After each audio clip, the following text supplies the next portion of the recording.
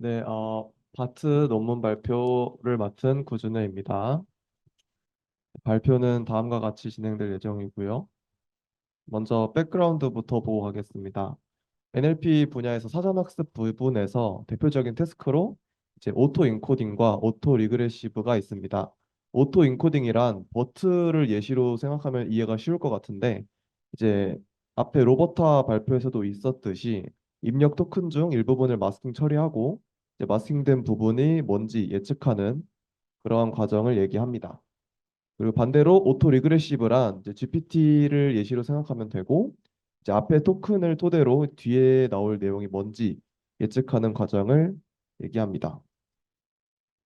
하지만 이제 각 과정은 문제점이 있습니다. 이제 오토 인코딩의 경우 마스크 토큰이 뭔지 독립적으로 예측을 하기 때문에 마스크 토큰 사이의 관계나 의존성은 학습할 수 없다라는 문제점이 있고, 그리고 사전 학습 과정에서만 이 마스크 토큰이 등장했기 때문에 프리트레이닝과 파인튜닝 사이에 미스매치가 발생한다는 문제가 또 있습니다. 그 반면에 오토 리그레시브는 단방향으로만 학습한다는 문제가 있는데요. 그래서 이러한 문제들을 해결하기 위해 나온 모델들이 엑셀넷, 메스, 바트 등이 있고 오늘은 바트에 대해서 볼 예정입니다. 인트로덕션입니다. 최근 셀프 스퍼바이즈드 방법론들은 NLP 태스크에서 엄청난 성과를 거둬왔습니다.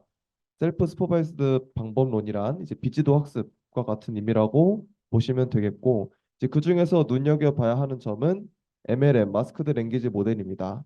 그래서 아까 로버타 설명에서 나왔듯이 NSP는 이제 점점 성능 향상이 이제 방해가 된다라고 연구 결과가 계속 나와 있어서, 그래서 이제 안 쓰이는 추세가 되었고, 그리고 이제 기존의 방법론들은 뭐 아래 나와 있듯이 버튼은 분석이나 이해에 초점이 되었고 GPT는 생성에 초점이 되었던 것처럼 이렇게 특정 태스크에 집중을 했기 때문에 모든 방법론에 적용할 수 없다라는 점이 문제였습니다. 그래서 이제 모든 태스크에 적용할 수 있는 범용적이고 성능이 좋은 모델을 만들기 위해서 고안된 것이 바트라고 할 수 있겠습니다.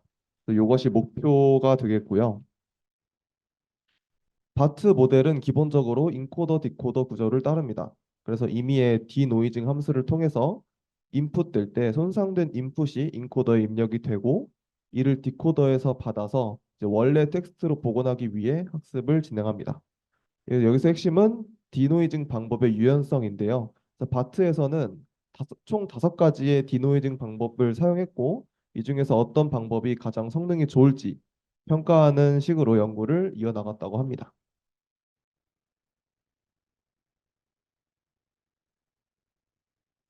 네, 추가적으로 디코더에서 GPT와는 다르게 활성화 함수로 렐루가 아닌 겔루 함수를 사용했다고 하고요. 파라미터는 평균이 0, 분산이 0.2인 정규 분포를 따르게 설정했다고 합니다. 그래서 바트 베이스 모델은 인코더와 디코더에 각각 6개의 레이어씩 설정을 했고 바트 라지 모델은 각각 12개의 레이어씩 그렇게 구성을 했고요. 그리고 그 디코더의 각 레이어들은 이 트랜스포머처럼 그 인코더의 마지막 히든 벡터와 이제 크로스 어텐션, 여기 그림에도 나와 있듯이 여기서 크로스 어텐션을 수행을 했고 버트에서는 이 마스킹된 단어를 예측하기 위해 맨 마지막에 피드포워드 네트워크를 사용을 했지만 바트에서는 인코더에서 마스킹된 부분을 예측하지 않고 디코더에서 이제 문장을 재구성하는 방식으로 오토 리그레시브 방식으로 학습을 하기 때문에 이 피드포워드 네트워크를 사용하지 않았다라는 점이 또 한 가지 특징입니다. 그래서 여기 그림 보시면 여기 크로스 어텐션 부분 그리고 피드포워드 네트워크를 사용하지 않았다. 네. 자, 그러면 바트에서 5가지 노이즈 방법론을 사용했다고 앞에서 언급을 했는데 이제 뭐뭐가 있는지 하나씩 살펴보겠습니다. 먼저 2개의 문장 A, B, C와 D, E가 입력되었다고 가정을 해보겠습니다. 그래서 1번 토큰 마스킹은 이제 버트에서 사용한 방식과 동일합니다. 임의의 토큰을 마스크 토큰으로 바꾸고 이제 그 마스크 토큰이 무엇인지 예측하는 그러한 방식입니다. 네, 그리고 2번 토크 델레션은 임의의 토큰을 삭제하고 삭제한 토큰의 위치를 찾도록 학습하는 방식입니다.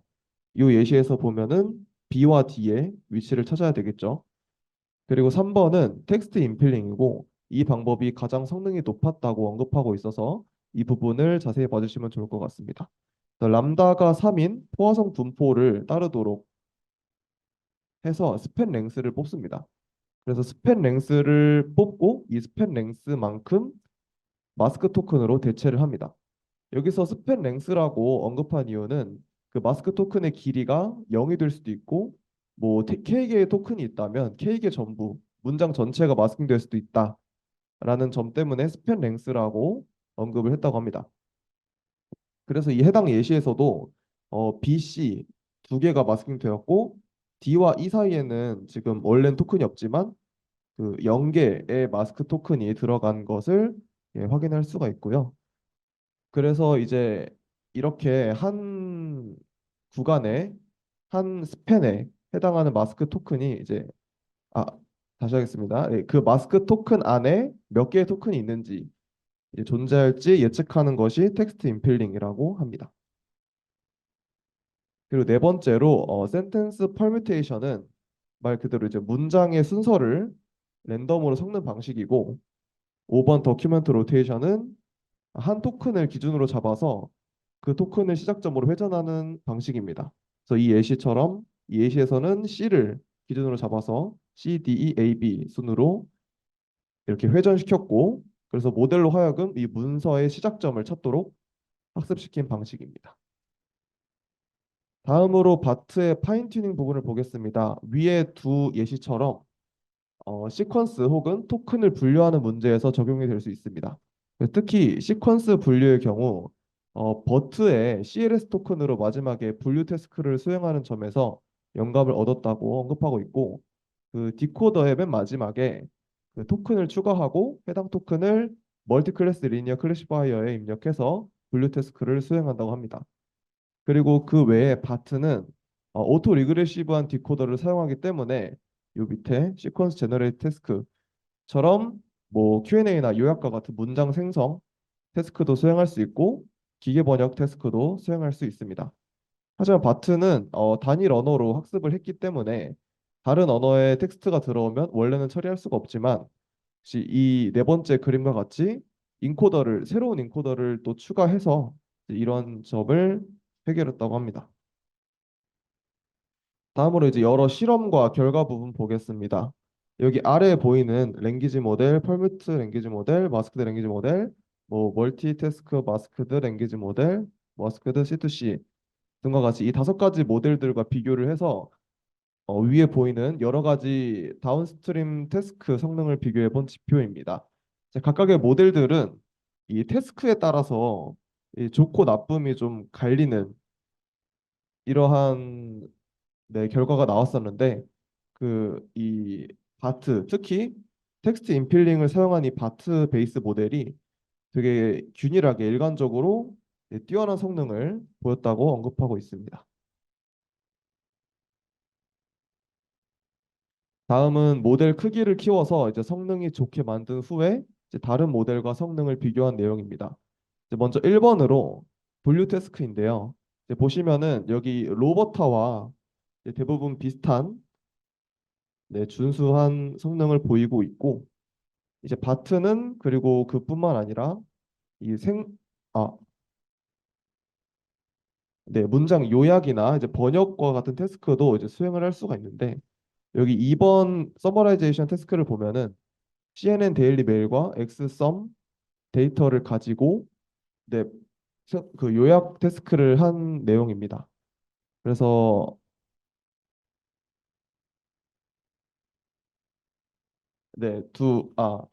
다시 하겠습니다. 이 두 태스크 모두 지금 기존에 있던 모델들과 이제 바트가 되게 성능 측면에서 많이 차이가 나고 특히 엑스썸 같은 경우에는 성능 차이가 좀 확연히 두드러지게 나는 거를 확인할 수가 있고 그 트랜슬레이션 태스크에서도 루마니아어를 영어로 번역하는 그런 태스크를 했었는데 이제 기존 트랜스포머 모델보다 성능이 향상되었다라는 점을 얘기하고 있습니다.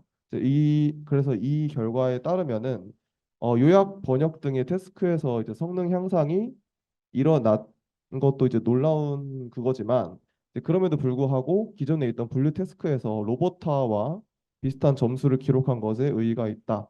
그래서 맨 처음에 언급드렸던 되게 다양한 NLP 태스크에 있어서 일관적으로 준수한 성능을 보이게 그런 모델을 만들고 싶다 하는 저자들의 목표를 달성했다고 할 수가 있겠습니다.